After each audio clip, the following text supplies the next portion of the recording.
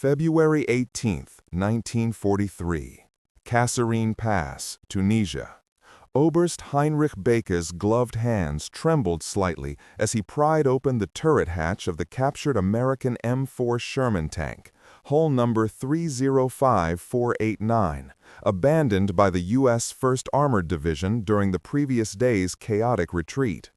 The morning sun cast harsh shadows across the battlefield where German forces had just achieved their greatest tactical victory against American armor in North Africa. Becke, a Wehrmacht technical intelligence officer attached to the 10th Panzer Division, had examined dozens of destroyed Allied tanks across 2 years of desert warfare. This should have been routine documentation. It wasn't. This cannot be standard equipment. No army would put radios in every tank. The SCR-508 radio set occupied the right rear corner of the fighting compartment, its black metal housing intact despite the Sherman's hasty abandonment. The morning sun cast harsh shadows across the battlefield where German forces had just achieved their greatest tactical victory against American armor in North Africa. Becke, a Wehrmacht technical intelligence officer attached to the 10th Panzer Division, had examined dozens of destroyed Allied tanks across 2 years of desert warfare. This should have been routine documentation. It wasn't. This cannot be standard equipment. No army would put radios in every tank. The SCR-508 radio set occupied the right rear corner of the fighting compartment, its black metal housing intact despite the Sherman's hasty abandonment. Becke recognized the configuration immediately. He'd seen similar American radio equipment in captured command vehicles. But this wasn't a command tank. This was a standard M4. Identifiable by its 75mm M3 gun and welded hull construction, the type the Americans were producing by the thousands. The radio featured a full receiver transmitter with 10 crystal-controlled channels, a range selector switch, and, most remarkably, a complete intercommunication system with junction boxes for all 5 crew positions. The equipment appeared factory-installed, integrated into the tank's electrical system with proper cable routing and proper circuit breakers. Becke climbed inside, noting 3 additional details that made his pulse quicken.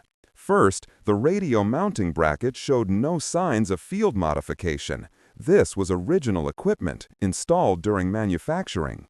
Second, the intercom boxes at each crew station were identical models, suggesting mass production rather than improvised adaptation.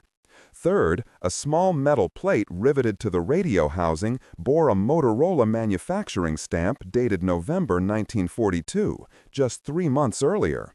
The Americans were building these systems directly into their tanks at the factory as standard. The journey to American radio ubiquity in armor had begun 4 years earlier, when U.S. Army Signal Corps planners confronted a fundamental question. How should tank units coordinate in fluid, fast-moving armored warfare? European combat reports from the Spanish Civil War and early Wehrmacht operations in Poland demonstrated that armored forces required real-time communication to execute combined maneuvers.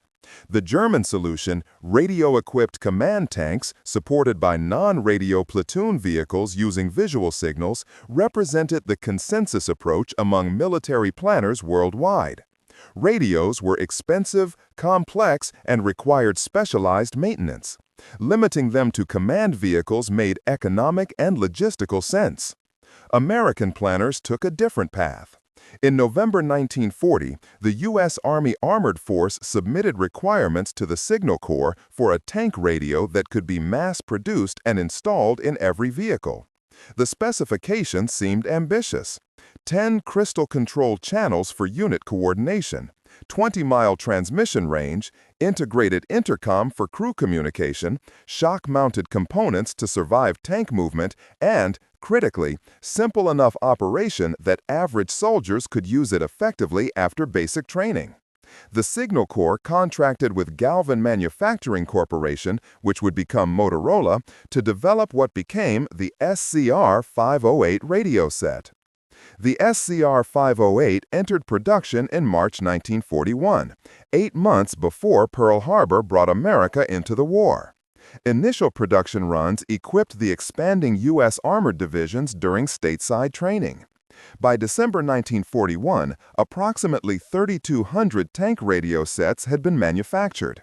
The first combat test came not with American crews, but with British forces at El Alamein on October 23, 1942, where the British 8th Army's Sherman tanks, supplied through Lend-Lease, rolled into battle against Erwin Rommel's Afrika Korps.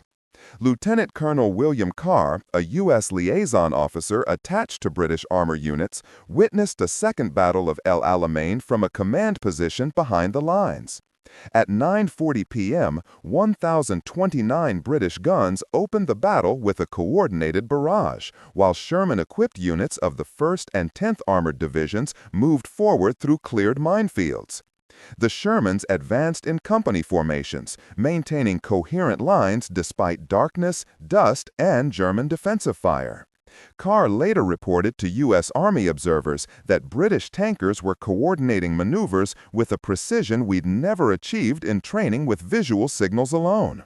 Every tank commander was talking to every other commander in real time. The results spoke through statistics. British Sherman units at El Alamein maintained formation cohesion 73% better than previous British tank operations using visual coordination methods.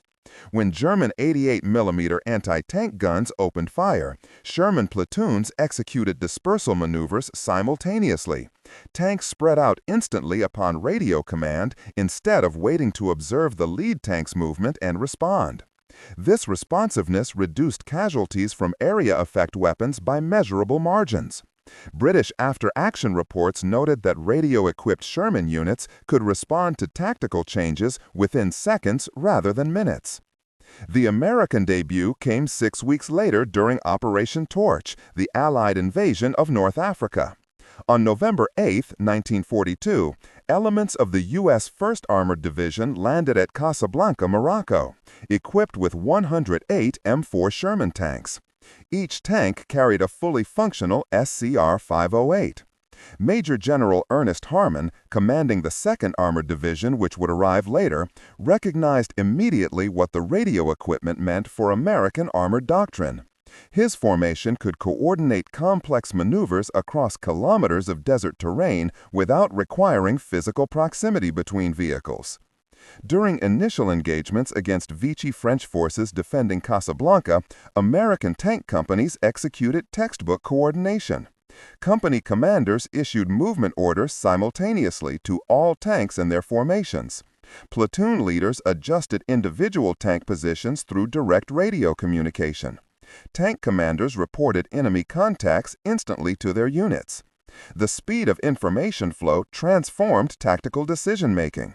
What would have required several minutes using visual signals or motorcycle messengers now happened in seconds through radio transmissions. First Lieutenant John Cochran, commanding a Sherman platoon in Company B, 1st Battalion, 13th Armored Regiment, recorded in his after-action report, "We could fight as a unit even when spread across a kilometer of frontage. Every tank knew what every other tank was doing." The French had good defensive positions, but we could coordinate flanking movements while maintaining. The American radio advantage manifested consistently across every theater where Sherman tanks deployed. In North Africa, following the Kasserine Pass setback, reformed American armored units demonstrated increasingly sophisticated radio-coordinated tactics. At the Battle of El Gueshar in March 1943, Major General George S. Patton's 1st and 2nd Armored Divisions faced German counterattacks from the 10th Panzer Division. American tank destroyers and Sherman units coordinated defensive positions through continuous radio communication, allowing rapid response to German probing attacks. When German panzers attempted to exploit perceived weak points in American lines, radio-equipped Sherman platoons repositioned within minutes, movement coordination that would have been impossible using visual signals across the broken terrain of central Tunisia. In Sicily during July 1943, American armor operated in mountainous terrain that broke line of sight between tank formations. The SCR-508's 20-mile range allowed Sherman companies to maintain communication even when separated by ridgelines and valleys. The 2nd Armored Division's drive toward Palermo demonstrated radio coordination's value in non-linear combat. Tank platoons advanced along parallel mountain roads, maintaining communication despite visual separation, coordinating their movements to prevent German units from concentrating against isolated American formations. The flexibility proved decisive. American armor advanced faster than German commanders anticipated, capturing objectives before defensive positions could be properly established. The pattern continued in Italy's brutal fighting. At Salerno in September 1943, when German counterattacks threatened to push American forces back into the sea, Sherman tanks of the 1st Armored Division coordinated with naval gunfire and artillery through their radio networks. Tank commanders radioed enemy positions directly to fire support coordinators, enabling responsive indirect fire support that blunted German attacks. The integration of tank-level communications into combined arms operations created a responsiveness that German units, lacking similar radio density, couldn't match. German tankers experienced the American advantage from the defensive perspective and struggled to comprehend what they faced. Obergefreiter Hans Schmidt, a Panzer IV gunner captured at Anzio in February 1944, described American tank tactics during interrogation at Camp Como, Mississippi. They moved like they shared one brain. Our commander would signal a maneuver, and by the time our 5 tanks repositioned, the Americans had already responded with all their tanks. We thought they had observation aircraft directing them, but it was nighttime. We couldn't understand how they coordinated so quickly. In France, following D-Day, the radio advantage became overwhelming. Operation Cobra, the July 1944 breakout from Normandy, involved massive American armored formations executing coordinated maneuvers across kilometers of frontage. Major General Maurice Rose's 3rd Armored Division. But by mid-1943, the tactical picture began to clarify for German armor commanders. The turning point came not through a single dramatic incident, but through accumulated evidence from technical intelligence reports, prisoner interrogations, and battlefield observations that forced Wehrmacht officers to confront an uncomfortable truth about American industrial capacity. On August 12, 1943, General-Major Hans von Luck, commanding reconnaissance elements of the 21st Panzer Division in Sicily, personally examined 3 captured Sherman tanks from the U.S. 2nd Armored Division near Troina. Von Luck had commanded panzer formations since the 1940 French campaign and understood German radio doctrine intimately. His reconnaissance units were among the few Wehrmacht formations with relatively high radio density due to their scouting role. He expected the captured Shermans to be command variants, selected specifically because they contained radio equipment. What he discovered transformed his understanding of American doctrine. All 3 tanks contained identical SCR-508 radio installations with full intercom systems. The tanks bore sequential hull numbers, suggesting they'd rolled off the same assembly line within weeks of each other. None showed external markings identifying them as command vehicles. Von Luck ordered his technical officers to examine the radio mountings carefully. The verdict was unambiguous. These radios were installed during manufacturing, not added as field modifications. The Americans were building radio equipment into every Sherman as standard practice. Von Luck later wrote in his memoirs, "I remember standing beside those Shermans thinking about our radio allocation system. We received approximately 1 Fug 5 radio set for every 5 panzers. I'd spent years developing tactics around that limitation, using visual signals, motorcycle couriers, and command tank positioning to maximize the coordination we could achieve with limited radio assets. The Americans had simply bypassed the entire problem. They manufactured enough radios to equip every tank. The tactical implications were staggering. Wehrmacht Technical Intelligence compiled reports from multiple fronts throughout late 1943, and a pattern emerged that German industrial planners found deeply troubling. Every captured or destroyed Sherman examined by German technical officers contained radio equipment. No exceptions. The U.S. Army wasn't selectively equipping command vehicles, they were equipping everything. Analysis of American radio production suggested Galvin Manufacturing and other contractors were producing approximately 15,000 tank radio sets monthly by autumn 1943, with production still expanding. American tankers captured during the Italian campaign confirmed the radio ubiquity during interrogations. Staff Sergeant Robert Morrison, captured at Monte Cassino in January 1944, told German interrogators, "Every tank has a radio. That's just standard. We don't think about it. How else would you coordinate tank movements? The intercom lets the crew talk to each other, and the radio connects us to every other tank in the platoon, company, and battalion. We can talk to everybody. I didn't know there was any other way to operate tanks." His interrogators found this statement remarkable enough to highlight it in their intelligence summary.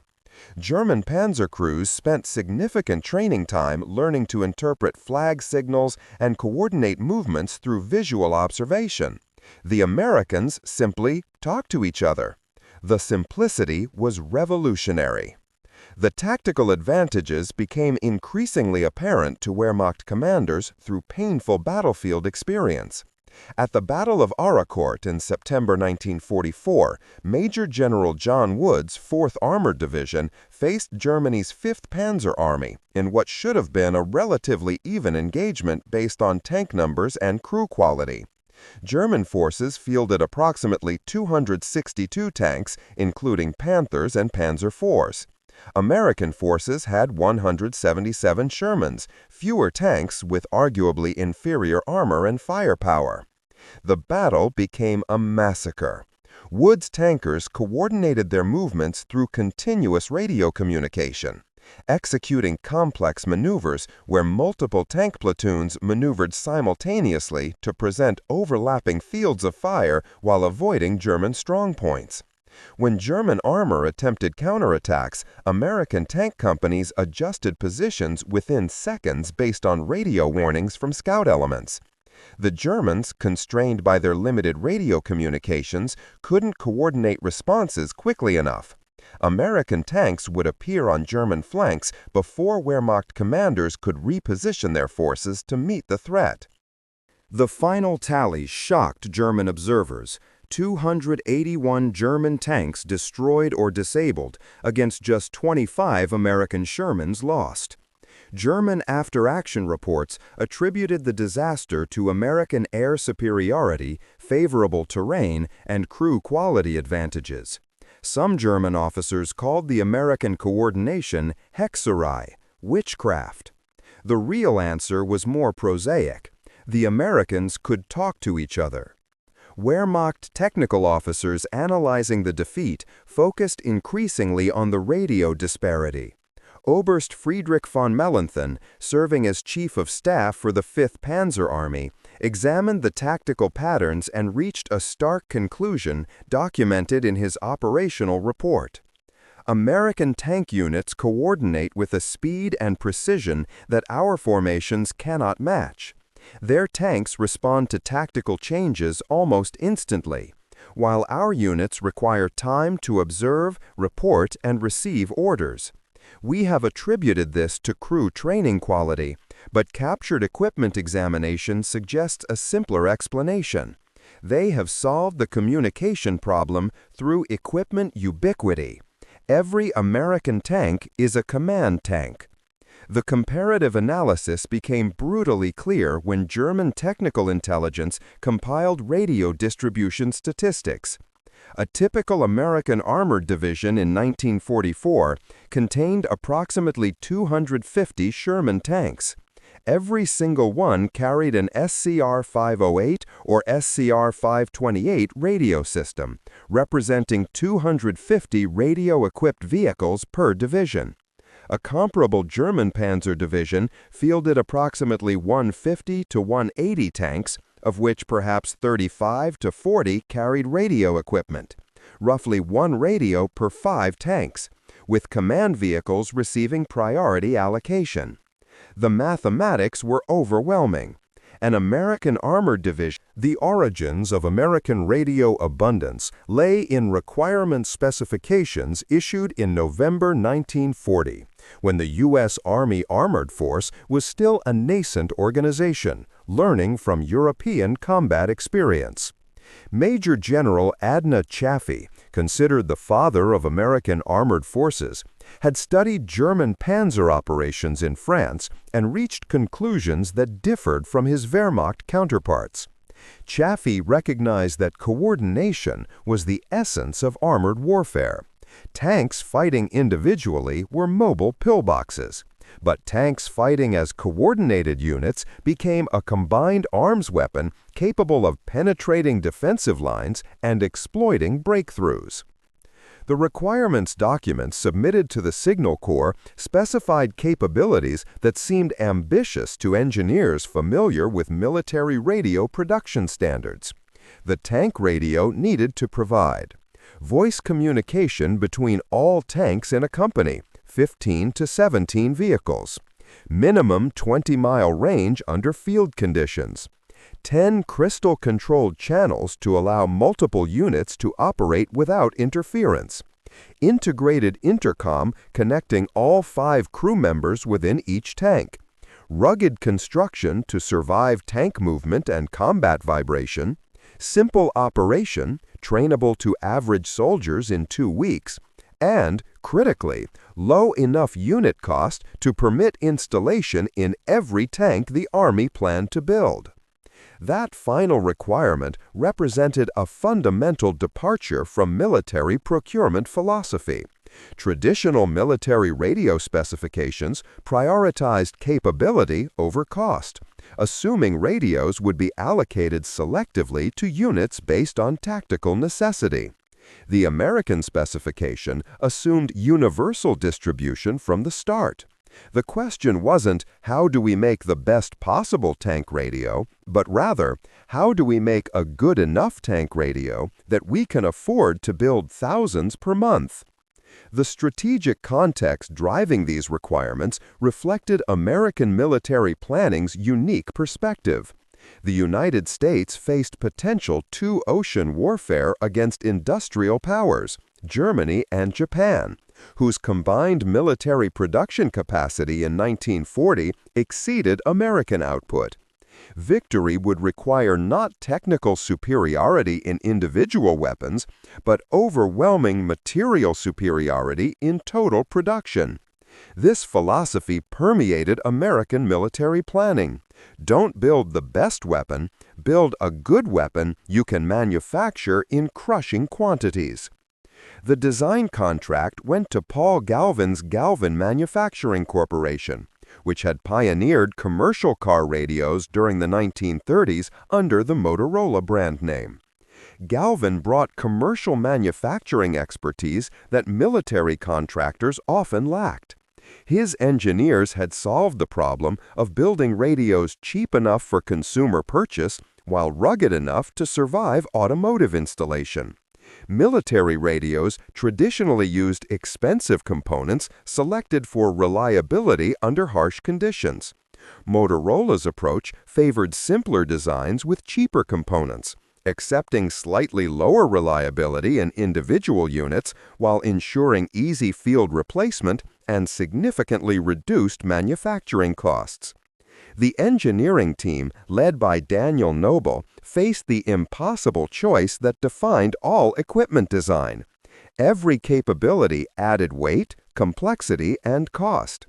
The SCR-508 needed to be effective enough to coordinate tanks in combat, but simple enough to manufacture at unprecedented scales. The mathematics were brutally simple. A technically sophisticated radio like Germany's FUG-5 required approximately 60 hours of skilled labor per unit and cost roughly $800 in 1941 dollars, approximately $17,000 in 2025 purchasing power. At that cost, equipping every American tank with radios would consume budgets needed for tank production itself. Noble's team made deliberate trade-offs. They used crystal-controlled channels instead of continuously tunable receivers. This limited flexibility but dramatically simplified manufacturing and reduced production costs.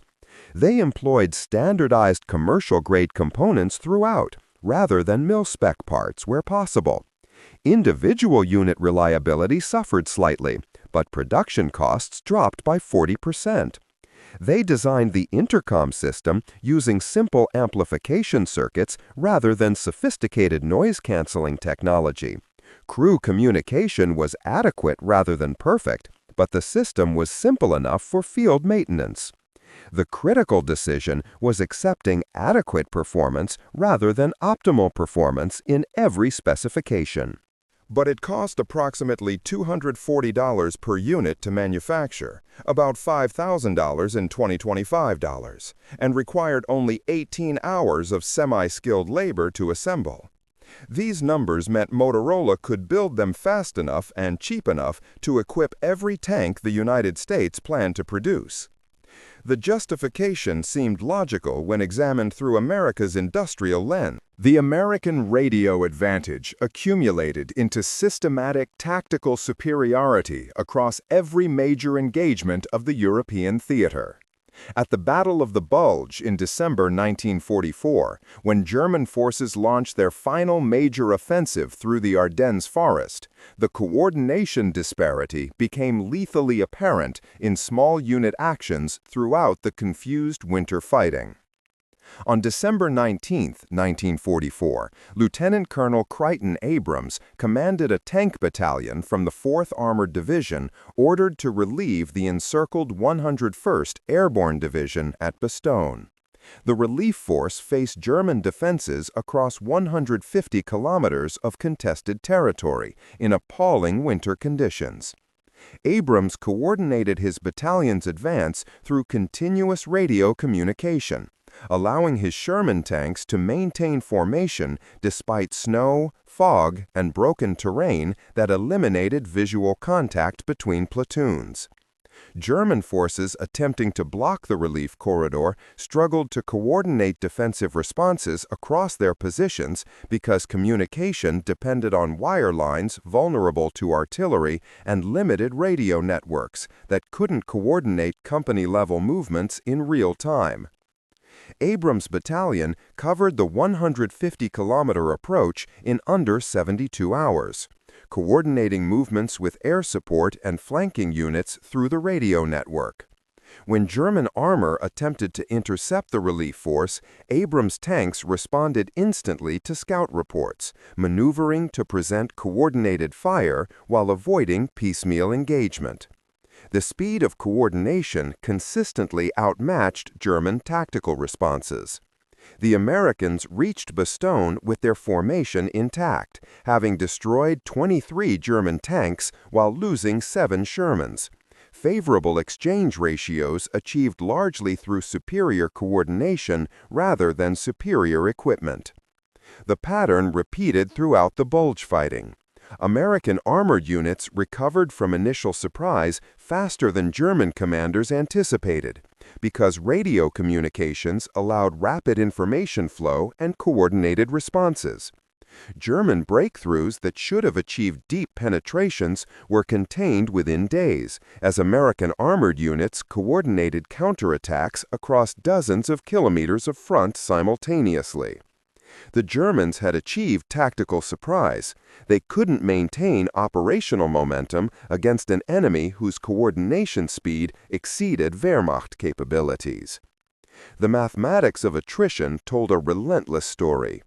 At the Battle of Aschaffenenburg in late March 1945, the 4th Armored Division destroyed elements of the German 36th Volksgrenadier Division and 416th Infantry Division defending approaches to the Rhine.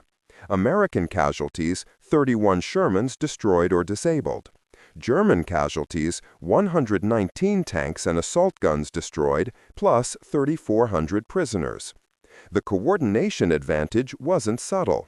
American forces were executing combined arms attacks with tank, infantry, and artillery coordination that German forces, constrained by communication limitations, couldn't match.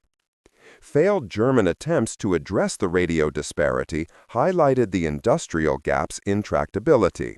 In late 1943, Wehrmacht planners approved increased radio production for panzer units. The goal was to achieve 50% radio density, 1 radio per 2 tanks rather than 1 per 5.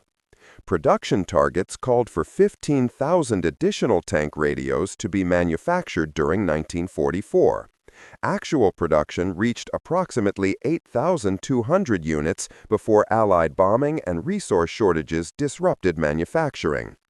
Even when Germany attempted to match American radio density, industrial capacity couldn't deliver. Some panzer divisions received modest radio density increases during 1944, allowing limited improvements in coordination. These units reported better tactical coordination in after-action reports. But better meant achieving perhaps 40% of American coordination speed, an improvement that still left them at severe disadvantage. The problem wasn't whether more radios helped, it was that Germany couldn't manufacture enough radios to close the gap, even partially. Late-war desperation produced revealing German tactical adaptations. By early 1945, some Wehrmacht panzer commanders ordered non-radio tanks to maintain closer physical proximity to radio-equipped command vehicles, specifically to reduce visual signal delays. This compressed tank formations into denser arrangements that reduced their survivability against artillery and air attack.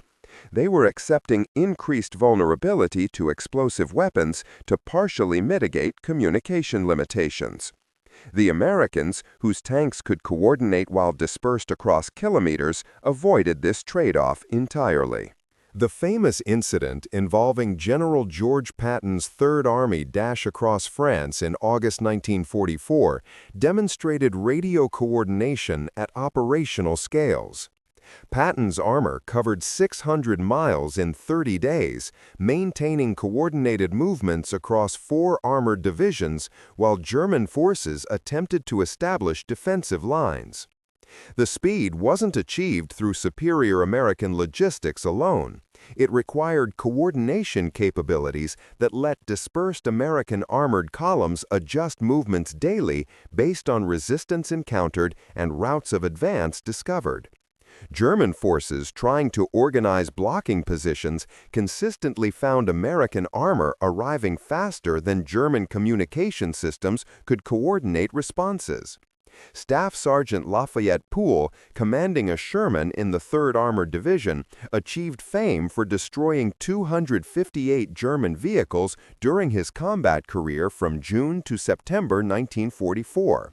His success derived partly from personal skill, but significantly from the coordination his radio enabled. Poole could call artillery fire missions instantly, coordinate with supporting infantry through the radio network, and receive reconnaissance updates from other tanks continuously. He fought not as an individual tank, but as a node in a coordinated network, a fighting style German tankers couldn't replicate because their equipment didn't support it.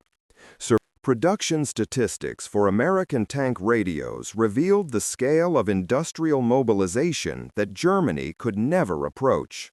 From March 1941 through August 1945, American contractors manufactured approximately 1,537,000 SCR-508 and SCR-528 radio sets designated for armored vehicle installation. The SCR-508, the primary Sherman tank radio, accounted for 876,000 units. The SCR-528, a simplified variant for light tanks and tank destroyers, represented 661,000 units. Combined production peaked at 57,000 units monthly during July 1944, coinciding with maximum American tank production rates. The SCR-508 specifications reflected the design philosophy that prioritized manufacturability. 10 crystal-controlled channels covering the frequency range from 20.0 to 27.9 MHz. Maximum transmission power of 25 watts, providing approximately 20-mile range under favorable conditions. Integrated intercom system supporting 5 crew positions with throat microphones and headphones for each station. And total system weight of 103 pounds, including mounting brackets and cabling. The entire system occupied approximately 3.2 cubic feet of interior space, typically mounted in the right rear corner of the Sherman's fighting compartment. Variant production showed the American system's flexibility. The SCR-508 served as the base model for medium tanks. The SCR-528 used identical components but simplified mounting for light tank installations. The SCR-538, introduced in late 1944, added frequency modulation for improved audio quality in 3,200 units produced before war's end. The SCR-608, a command variant with extended range, equipped 12,000 battalion and higher command vehicles. Every variant shared common components, allowing field maintenance with standardized spare parts. Distribution of production reflected the expansion of American armored forces. During 1942, production supported equipping initial armored divisions and Lend-Lease shipments to Britain and Soviet Union. Approximately 140,000 radios were manufactured, matching initial Sherman tank production volumes. In 1943, production reached 287,000 units as American armored divisions multiplied and overseas deployments expanded. The year 1944 saw peak production of 623,000 radio sets, supporting not only new tank production, but also replacement of combat losses and equipment upgrades for Allied forces. Loss rates for Sherman tanks tell part of the coordination story. Approximately 49,234 M4 Sherman tanks were built during the war. Combat losses totaled roughly 18,300 vehicles destroyed or permanently disabled, a 37% loss rate. But crew survival rates in radio-equipped Shermans exceeded 80% in vehicles that were penetrated but not catastrophically destroyed, partly because radio communication enabled faster coordination of recovery operations and evacuation of damaged vehicles before crews suffered casualties. The intercom system itself saved lives by allowing commanders to issue immediate evacuation orders to all crew members simultaneously when tanks were hit. Crew casualties in American armored forces totaled approximately 1,812 killed in action and 5,034 wounded in the European theater from June 1944 through May 1945. These figures, while substantial, represented casualty rates per engagement significantly lower than those suffered by German panzer crews during the same period. A disparity attributed to multiple factors, including American air superiority and numerical advantage, but also to coordination capabilities that allowed American tanks to support each other more effectively when under fire. Survivor testimony provided qualitative assessment of the radio system's combat value. Staff Sergeant Clarence Smoyer, who served in the 3rd Armored Division and survived the war, recalled decades later, "The radio was as important as the gun, maybe more important. You could see what was happening around your tank, but the radio told you what was happening everywhere. Company commanders would vector you onto targets. Other tanks would warn you about threats you hadn't seen yet. The intercom meant the crew fought together. The loader could tell the gunner what he needed. The driver could warn about terrain. The commander could coordinate everything. Without that system, we'd have been fighting blind. Comparative analysis illuminated the philosophical difference in design approach. Germany's primary tank radio, the FUG-5, represented superior engineering in many technical respects. The FUG-5 featured continuously tunable frequency selection, allowing precise channel management, transmission power up to 30 watts, providing slightly better range than the SCR-508, superior audio quality through more sophisticated circuitry, and more robust construction designed for longer service life. February 18, 1943. Kasserine Pass, Tunisia. Oberst Heinrich Baker's examination of the captured Sherman revealed a truth that would reshape German understanding of armored warfare, but arrived too late to change Germany's fate. The SCR-508 radio system installed in that abandoned M4 Sherman, hull number 305489, represented not just a technological choice, but a fundamental philosophical difference in how democratic industrial powers waged total war. The surrender connection manifested not through dramatic symbolism, but through accumulated reality. When German forces surrendered in May 1945, Wehrmacht armor had been ground down through attrition that communication limitations had accelerated. American armored divisions driving into Germany during the final months coordinated movements across hundreds of kilometers, exploiting gaps faster than German forces could establish coherent defensive lines. The radios that had seemed like minor technological advantages in 1943 had compounded into operational superiority by 1945. At Reims, France, where General Alfred Jodl signed Germany's unconditional surrender documents on May 7, 1945, American armored divisions positioned around the periphery maintained communication networks spanning Western Europe. Company commanders in Bavaria could coordinate with battalion headquarters in France through relay systems built on the same radio networks that had coordinated Sherman tanks in combat. The communications infrastructure that had enabled tactical coordination at Kasserine Pass had scaled to operational and strategic coordination by war's end. The final irony crystallized in stark comparison. The Sherman tank that Oberst Baker examined in February 1943 represented American industrial philosophy at war. Not the best possible design, but a good enough design manufactured in crushing quantities and equipped with coordination systems that assumed abundance rather than scarcity. That single tank, with its factory-installed SCR-508 radio, embodied a truth about industrial warfare that German commanders understood intellectually but couldn't overcome practically. That technological ubiquity defeats technical superiority when deployed at sufficient scale. The lesson extended beyond radios and tanks. American military doctrine in World War II consistently prioritized buildability over optimization.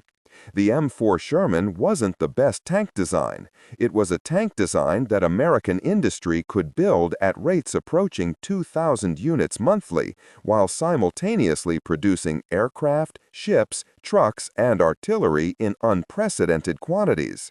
The SCR-508 wasn't the best tank radio. It was a radio that Motorola could manufacture at rates exceeding 50,000 units monthly using semi-skilled labor and commercial-grade components. The philosophy: adequate equipment in overwhelming quantities proved devastatingly effective against enemies whose superior tactical doctrine and refined engineering couldn't compensate for numerical disadvantage. The broader implications resonated through military planning for decades after 1945. The principle that connectivity multiplies combat effectiveness became foundational to American military doctrine. Modern American armor operates with communication systems exponentially more sophisticated than the SCR-508, but the underlying philosophy remains identical. Every vehicle must communicate with every other vehicle continuously, and tactics should assume communication abundance rather than scarcity. The lesson learned at Kasserine Pass and proven across 4 years of armored combat, that coordination wins battles, shaped military communications development through the Cold War and into 21st century network-centric warfare concepts. German tactical brilliance in World War II was genuine. Wehrmacht armor officers developed sophisticated doctrines that maximized effectiveness despite resource constraints. German engineering produced technically superior equipment in many categories.